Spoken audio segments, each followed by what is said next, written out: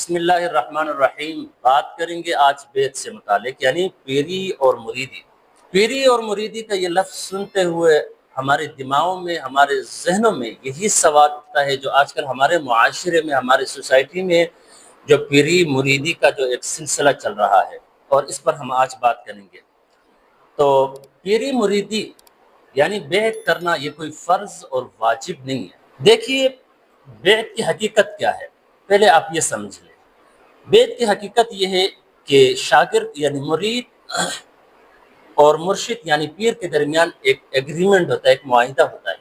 پیر مرشد یہ وعدہ کرتا ہے کہ میں اس کو شریعت کے مطابق زندگی گزارنا سکھاؤں گا۔ مرید یہ وعدہ کرتا ہے کہ مرشد جو کچھ مجھے بتائے گا اس پر منوعاً عمل کرنے کی کوشش کروں گا۔ بس یہ اس کی حقیقت ہے، یہ کوئی فرض واجب نہیں ہے۔ اس کے بغیر بھی اصلاح نفس ممکن ہے، اصلاح نفس کا مقصد حاصل ہو سکتا ہے، چونکہ نبی علیہ الصلوۃ والسلام اور حضرات صحابہ کرام کی سنت ہے۔ اس سے فائدہ کیا ہوتا ہے؟ اس سے صرف فائدہ یہ ہوتا ہے کہ فریقین یعنی مرید اور مرشد کو اپنی ذمہ داریوں کا ایک قوی احساس ہوتا ہے، اور اس وجہ سے حصول نفس میں برکت اور آسانی ہو جاتی ہے۔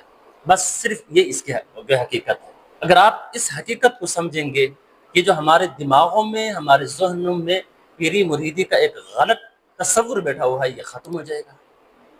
امید کرتا ہوں ویڈیو آپ کو پسند آئی ہوگی، تو لائک، شیئر، سبسکرائب کرنا نہ بھولیے۔ اللہ حافظ۔